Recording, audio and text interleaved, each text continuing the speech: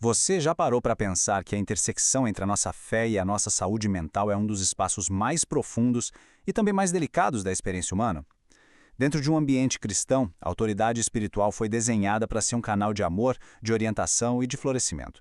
Mas a gente não pode fechar os olhos para uma realidade trágica. Há momentos em que essa mesma autoridade é desviada do seu propósito de servir e acaba virando uma ferramenta de manipulação. Nesta análise, a gente vai criar um espaço totalmente seguro e objetivo para examinar como isso acontece na prática, validar a dor de quem já se machucou com essas dinâmicas e, o mais importante, buscar clareza. Ok, vamos mergulhar nisso. Sabe, existe uma linha muito tênue entre um cuidado pastoral saudável e a coerção religiosa. Deixando claro desde já que não estamos aqui para fazer generalizações ou ataques gratuitos a ninguém, tá? A grande questão que vai guiar a nossa reflexão de hoje é tentar entender com precisão onde termina a liderança autêntica e onde começa o controle psicológico. E a gente vai fazer isso observando as evidências que ficam tanto na teologia quanto na saúde mental de quem passa por isso. Para organizar nossa análise, a gente vai passar rapidinho por 5 pontos. Primeiro, a gente vai definir o que cruza essa linha da manipulação. Depois, vamos fazer um contraste com o verdadeiro modelo de liderança bíblica.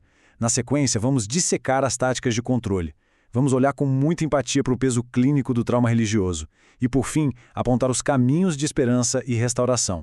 Então, indo direto para o nosso primeiro ponto, a linha da manipulação e o que realmente define o abuso espiritual. Porque para a gente ter clareza, o primeiro passo é dar nome às coisas.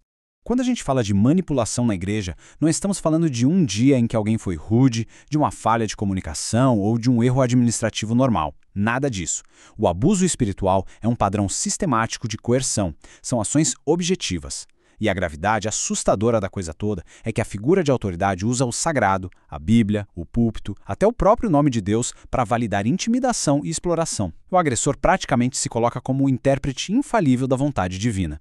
E aqui entra uma coisa assustadora chamada gaslighting espiritual.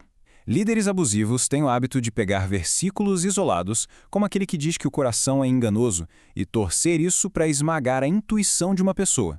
Então, se você percebe que algo ali está errado, eles dizem que você não pode confiar nos seus próprios sentimentos e que você precisa depender exclusivamente da visão do líder. Isso cria uma dependência emocional terrível, um verdadeiro vínculo traumático.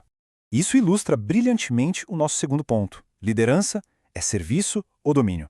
Olha como é crucial a gente voltar para o verdadeiro modelo bíblico e para as raízes originais da fé. Resistir à tirania não é rebelião contra Deus. Na verdade, é uma postura profundamente bíblica. Porque, sério, a Bíblia rejeita totalmente o autoritarismo. Textos como 1 Pedro 5 são inegáveis. Líderes devem servir voluntariamente e nunca como dominadores. O próprio Jesus, lá em Mateus 20, quebrou todos os paradigmas de opressão dizendo que, no seu reino, poder se exerce lavando os pés dos outros e não exigindo obediência cega.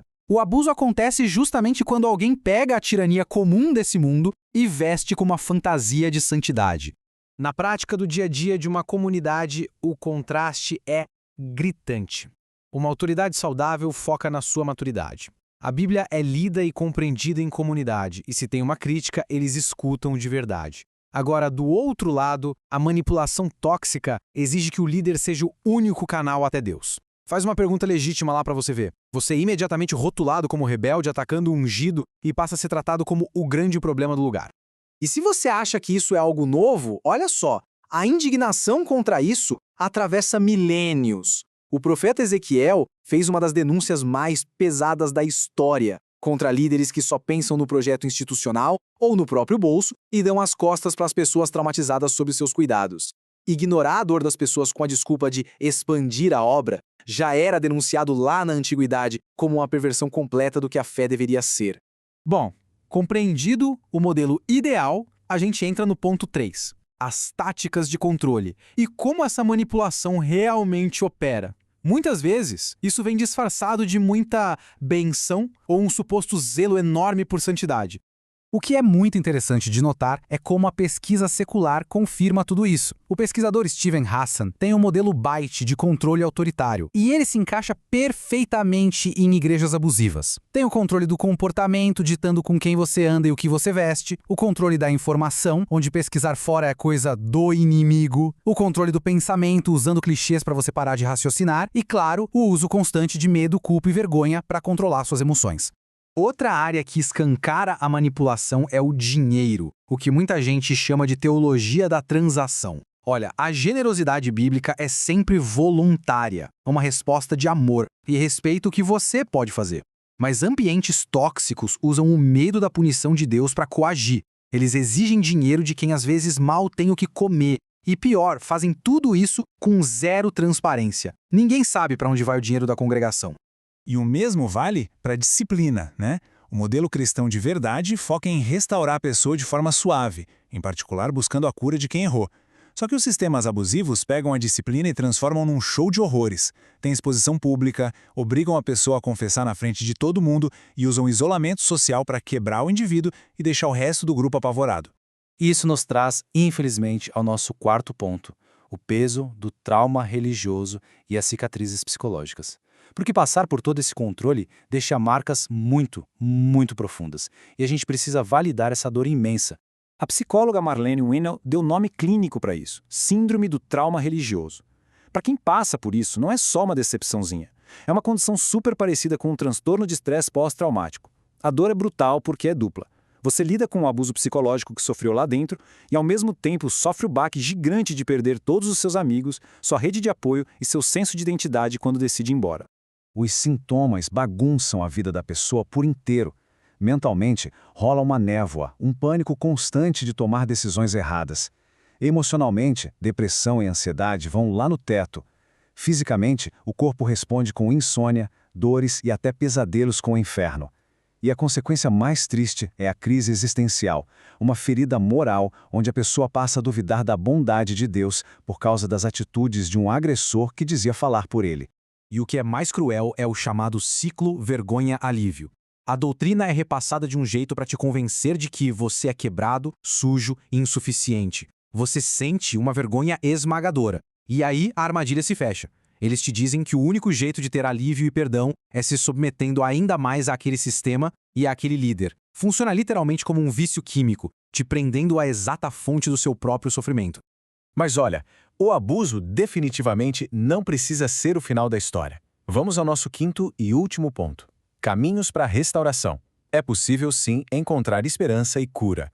A cura é um processo que envolve várias frentes. O primeiríssimo passo é buscar terapia. Eu sei que muita gente morre de medo de terapeuta por causa de doutrinação passada, mas profissionais de saúde mental não estão ali para atacar a sua fé. Eles vão te ajudar a desmontar esses padrões de medo. O segundo passo é o cuidado somático, ou seja, ajudar o seu corpo a liberar esse estresse crônico acumulado. E o terceiro é achar comunidades e grupos saudáveis que entendam de trauma para você quebrar esse isolamento aos poucos.